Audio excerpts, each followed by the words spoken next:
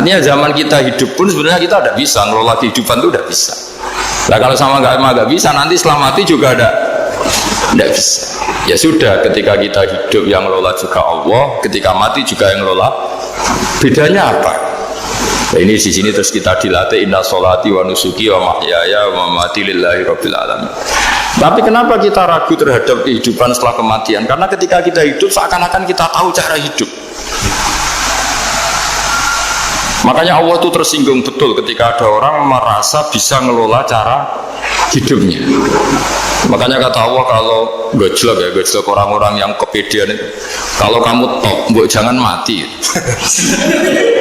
Itu falaula in kuntum ghaira madinin tarji'unaha in kuntum shadiqin. Kalau kamu merasa top itu jangan mati. Di mana-mana mati itu tidak top. Falaula idza balaghatil khulqum wa antum khina idin tanzur. Mbok ketika nyawa kamu sudah sampai kerongkongan, kamu tarik lagi supaya kamu tidak mati. Mati itu tidak top. Katanya kamu top kok mati. Jangan mati. Kalau top itu jangan mati, jangan miskin, jangan tua, jangan jadi jelek. Pokoknya top terus gitu. Itu digocok sama Allah. Tapi orang itu lupa bahwa nah ketika sehat begini kita seakan-akan ngelola kehidupan. Nah gara-gara merasa ngelola seakan-akan kalau mati lalu saya gimana ya kalau mati. Nah cara berpikir masyarakat gini, kalau kampung ini mau dibalik sama Allah, mau ada adab, logikanya yang tahu akan ada adab itu pasti sudah pergi. Padahal Nabi Yunus pergi ini bukan karena takut adab, mangkel. Nabi Yunus itu minggat tadi abaqo itu kalau dalam bahasa Arab pergi gak pamit ya. Kalau orang Jawa bilang minggat. Kalau itu sebenarnya saking mangkelnya, saking emosinya, beliau akhirnya meninggalkan kaumnya tanpa pamit. Tapi kaumnya itu menjadi tahu bahwa ini serius Yunus. Buktinya dia agak berani di kampung, berarti mau ada adab betul itu. Dan efek positif dari teori itu, teori kultur tadi. Akhirnya mereka tobat. Saat itu juga mereka wiridan di lapangan, terus semua kesalahannya diselesaikan. Sampai ada rumah yang sudah dibangun permanen karena di tanah tetangga, dirobohkan saat itu juga. Bahkan ada batu yang dulu nyuri, 1-2 batu yang dulu hasil nyuri, saat itu juga dirobohkan, dikembalikan sama hari itu semua kezaliman diselesaikan. Ini penting saya utarakan, jadi tobat itu tidak hanya istighfar. Kalau istighfar ribet, tobatnya orang punya utang terus istighfar gitu kan ribet. Kan ribet itu.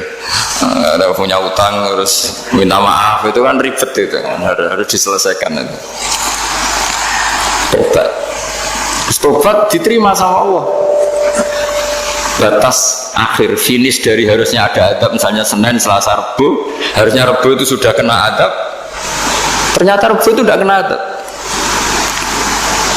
Nabi Yunus sebetulnya juga penasaran kampungnya itu kena adab tidak, dilihat dari jauh ternyata tidak, tambah kecewa dia gitu.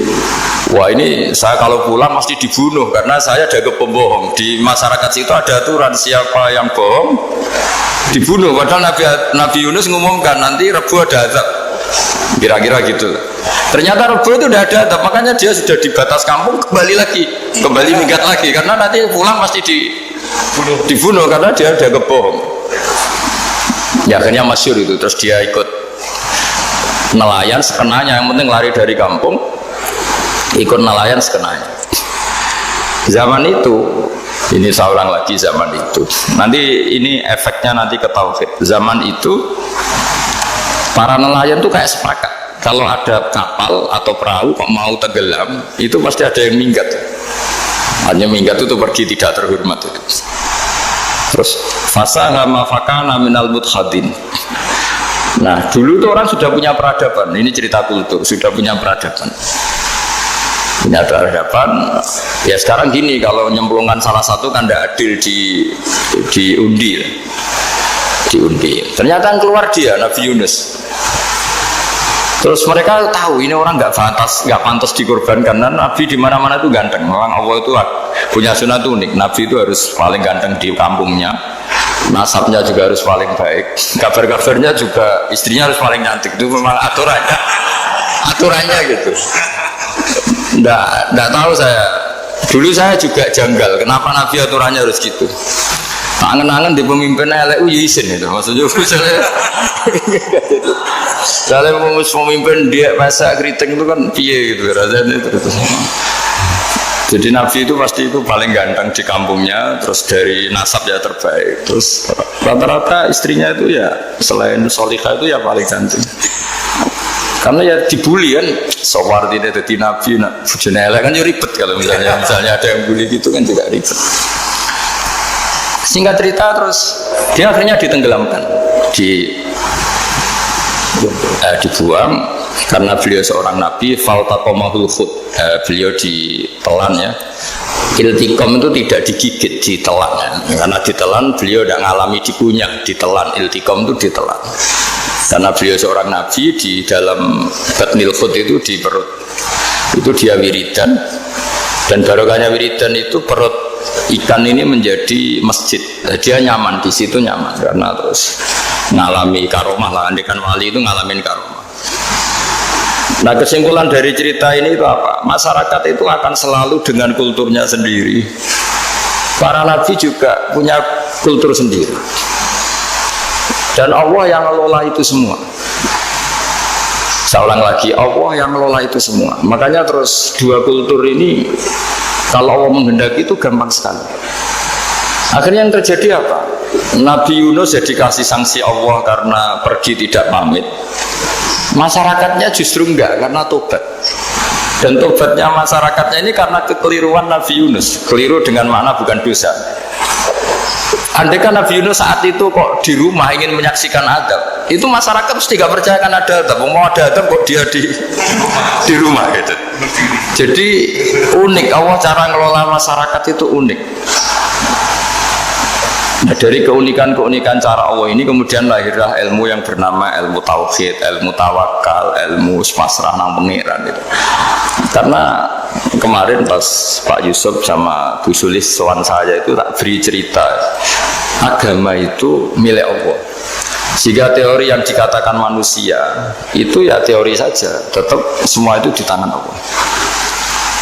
Ya saya saat itu cerita, misalnya saya ditanya, ini besi, materi besi dengan kaca itu kuat mana? Mesti kita menjawab kuat besi. Tapi saya yang mengendalikan besi dan kaca. Ternyata saya punya merencanakan menghancurkan besi, menetapkan kaca ini tak simpan, akhirnya puluhan tahun. Yang ini saya rencanakan saya hancurkan gitu. Andai kan si yang menjawab tadi tahu rencana saya, mesti kuat bilang kuat kaca. Semuanya contoh paling gampang tadi, dinosaurus itu hewan paling kuat malah musnah, pitik yang nggak kuat sampai sekarang. Karena Allah bikin dinosaurus itu punya rencana dihancurkan ya. Sementara ayam enggak, rame-rame dunia gitu. Sehingga ya sudah. Nah, agama itu seperti itu. Agama itu sesuai rencana Tuhan. Sehingga ini cerita Nabi.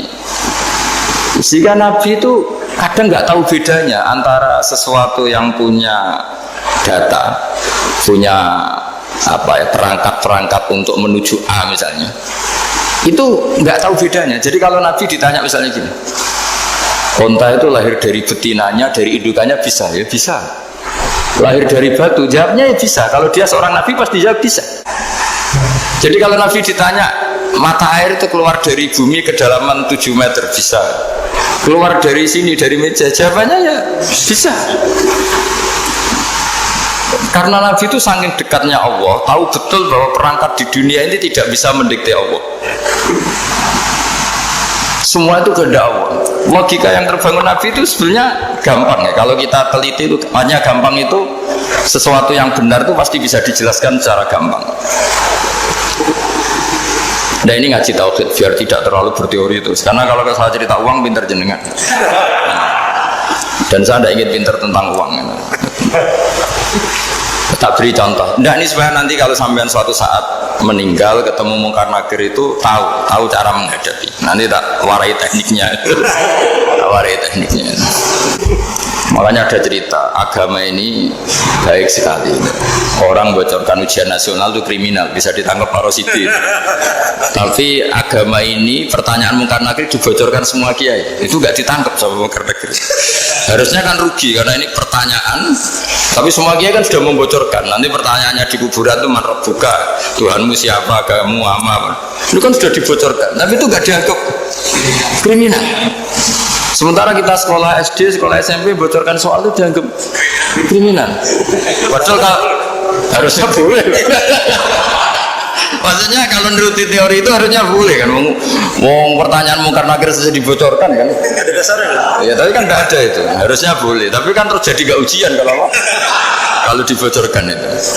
Aneh agama ini begitu baik. Pertanyaan yang taruhannya surga neraka saja dibocorkan.